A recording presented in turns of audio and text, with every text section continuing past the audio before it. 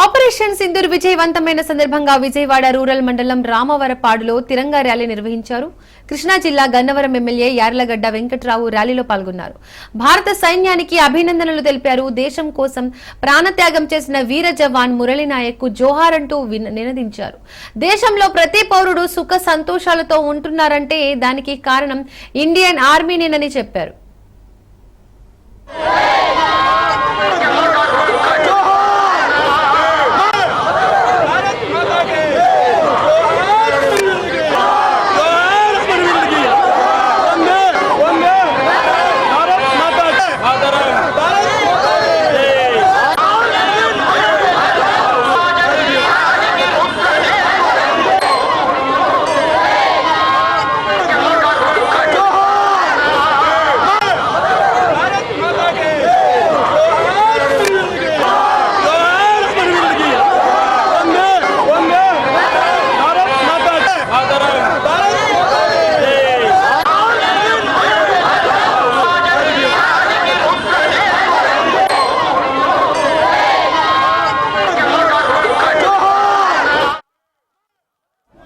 ఈరోజు ఈ తెలంగాణలో పాల్గొన్న ప్రతి సోదరుడు సోదరిమణిని మనస్ఫూర్తిగా అభినందిస్తూ మనం ఇట్లా సుఖశాంతులతో ఉంటున్నామంటే దానికి కారణం నేషనల్ ఆర్మీ పహారా కాస్తూ ఉంటే మనం హ్యాపీగా ఉంటాం.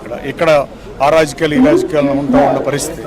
కానీ తెలంగాణ సందర్భంగా ఈరోజు ఇంత పెద్ద ఎత్తున పాల్గొన్నందుకు అందరికీ ప్రజలందరికీ కూడా మనస్ఫూర్తిగా నా హృదయపూర్వక ధన్యవాదాలు తెలియజేస్తున్నా. ఇండియన్ ఆర్మీకి కూడా గన్నవరం నియోజకవర్గ ప్రజల తరఫున నా తరఫున సెల్యూట్ టు ఇండియన్ ఆర్మీ.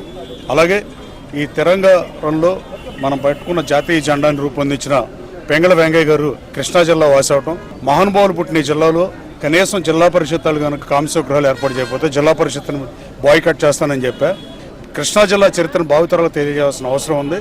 జిల్లా మహోన్నతమైన జిల్లా ఇవాళ బాగా వీక్ అయిన పరిస్థితి. హైయెస్ట్ ట్యాక్స్ పేయర్గా ఉన్న ఈ కృష్ణా జిల్లా భారతదేశంలోనే ఇవాళ ఆ పరిస్థితిలో లేదు. మళ్ళీ కృష్ణా జిల్లాకి దశ మారాలంటే గన్నవరం మల్లవల్లి ఇండస్ట్రీ డెవలప్ అయితే తప్ప.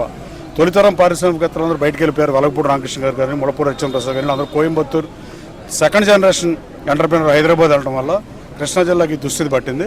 ముఖ్యంగా పెంగళ వెంకయ్య గారికి ఘన నివాళులు అర్పించాలంటే ఏదైనా ఇంటర్నేషనల్ ఎయిర్పోర్ట్కి ఆయన పేరు పెడితే బాగుంటుంది అనేది కృష్ణా ప్రజల ఉవాచ. రాబోయే కాలంలో నేను ముఖ్యమంత్రి గారి దృష్టికి కూడా తీసుకెళ్తా. ఏదో ఒక ప్రాంతంలో ఆంధ్రప్రదేశ్ రాష్ట్రంలో ముఖ్యంగా కృష్ణా జిల్లాలో పుట్టాడు కాబట్టి ఆ మహానుభావుడికి నివాళులు అర్పించాల్సిన అవసరం ఉంది.